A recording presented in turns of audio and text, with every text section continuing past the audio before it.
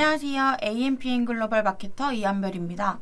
오늘은 에세이 매체 중 네이버와 구글 각각의 검색 광고의 차이점에 관하여 알아보려고 합니다. 검색 광고라고 불리는 키워드 광고, 아무래도 조작하는 부분도 비슷하고 노출되는 지면도 비슷하다 보니 메인으로 사용하는 네이버와 똑같이 운영하게 될 경우들이 많습니다. 하지만 네이버와 구글의 검색 광고 운영 방식은 여러 방면에서 차이가 나서 똑같이 세팅하게 되면 구글에서 최대의 효율을 보기보다는 조금 어려울 것 같습니다. 구글과 네이버 세팅의 가장 큰 차이점은 바로 조작하기 편하게와 머신러닝하기 편하게 라고 볼 수 있을 것 같습니다. 네, 그럼 첫 번째로 네이버 검색 광고와 구글 검색 광고의 차이점에 대해서 먼저 말씀드리겠습니다. 국내 서비스 시장에서 네이버는 검색 서비스에서 압도적인 점유율을 자랑하고 있습니다. 하지만 지금도 키워드 확장 기능도 아직은 베타 서비스 단계이고 프리미엄 로그 분석으로 목표 전환 액션을 추적할 수는 있지만 자동 최적화 기능은 아직 많이 활성화되어 있지 않아서 별도의 자동 입찰 프로그램을 사용하지 않는다면 많은 부분을 직접 조작해줘야 하기 때문에 수동으로 키워드 확장 등록과 성과 조정이 용이하도록 그룹을 나누고 세팅하는 것이 아주 중요합니다. 반면 구글의 경우는 검색 점유율이 적어서 노출되는 키워드의 양은 적을 수 있지만 다양한 키워드 확장 검색 기능과 머신러닝 최적화 기능으로 우리가 원하는 목표를 달성하기에 최적의 계정 조건을 손쉽게 만들어낼 수 있는 기능이 아주 많습니다. 구글 캠페인을 기획할 때는 키워드 커버리지 확보를 위해 확장 검색 기능을 적극 활용하고 캠페인별 예상을 적정하게 분배하는 것이 중요합니다. 그 다음으로는 네이버 검색 광고의 그룹핑과 관리하는 방법에 대해서 말씀드릴 건데요. 우선 이것은 키워드 유형을 잘게 쪼갠 그룹핑, 주력 키워드의 키워드 확장이 아주 중요하게 생각하고 있습니다.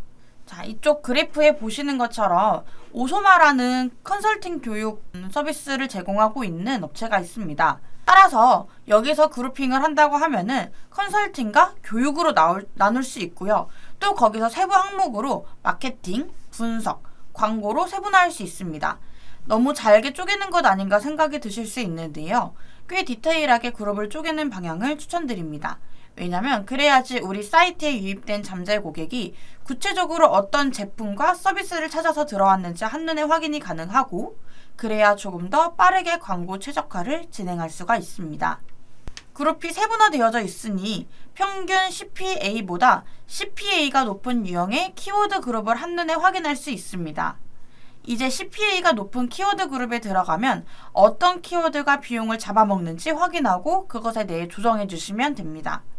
또 CPA가 평균보다 낮은 그룹들은 조금 더 공격적인 입찰을 보거나 비슷한 유형의 키워드를 추가 등록해 주면서 관리를 진행하시면 될 것 같습니다. 자, 그럼 세 번째로 구글 검색 광고 그룹핑과 관리하는 방법에 대해서 말씀드릴 텐데요. 구글 검색 광고는 확장 검색 키워드를 활용한 키워드 커버리지 확보를 하고 각 캠페인 성과별 충분한 예산 분배가 중요하다고 생각하고 있습니다. 네이버를 위주로 운영하다가 구글 캠페인을 기획할 때 잊기 쉬운 부분이 그룹별 예산 설정이 안 된다는 점입니다. 구글은 그룹 예산 설정이 어렵기 때문에 캠페인도 어느 정도는 구분해서 세팅을 해주시는 것이 중요한데요. 1차 구분과 2차 구분으로 세분화할 수 있는 내용이라면 1차 구분 항목을 캠페인 항목으로 설정해 주시면 좋습니다. 구글 광고는 머신러닝이 목표를 달성한 사용자의 데이터를 학습하고 효율이 좋은 키워드나 소재의 노출량을 자동으로 조정해 주기 때문에 구글이 충분한 학습을 할 수 있는 환경을 만들어 주시는 것이 중요합니다. 따라서 잦은 키워드나 소재의 변경은 구글이 학습을 하는 데 방해를 할 수 있으니 조금 삼가해 주시는 것이 좋습니다. 자, 그럼 구글 캠페인 효율 관리는 어떻게 해야 될까요? 먼저 체크할 부분은 고효율 캠페인 키워드 노출량이 충분히 확보되고 있는지를 파악해 주시는 것이 좋습니다. 전환율이 좋은 자사, 경쟁사 키워드 노출을 더 늘리고 싶다면 타겟 노출 점유율 입찰을 통해 해당 그룹 내 키워드 검색 시 우리 광고가 노출되는 점유율을 높게 가져가는 방법도 있고 예산이 적다면 예산을 충분히 확보해 주시는 것도 중요합니다. 효율이 좋지 않은 경우에는 그룹 내에 확장 검색 키워드가 등록되어 있지 않은지는 한번 확인해 보시고요. 해당 확장 키워드에 노출된 검색어에 효율이 좋지 않거나 서비스 연관도가 낮은 키워드를 노출 제외 설정해 주시면 됩니다.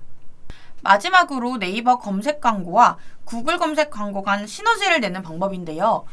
두 매체 모두 가진 특성도 다르고 장단점도 다르지만 각 매체에서 얻은 인사이트를 바탕으로 서로 적용할 수 있기 때문에 함께 운영하면서 얻어갈 수 있는 장점도 있습니다. 구글 검색 확장 기능을 통해 확인된 미처 인지하지 못했던 유형의 고효율 키워드를 네이버에 추가 등록할 수도 있고, 노출이나 유입, 전환 등의 성과가 먼저 많이 모집되는 네이버 검색 광고에는 키워드 유형별 성과를 미리 가늠해보고 구글 예산 분배에 참고할 수 있습니다.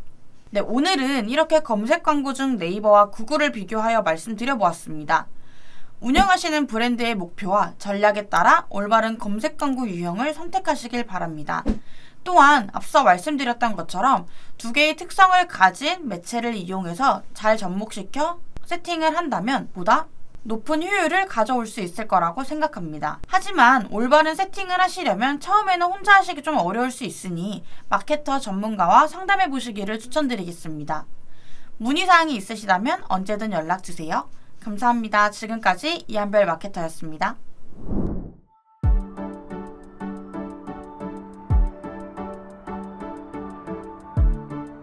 구독과 좋아요는 컨텐츠 제작에 힘이 됩니다.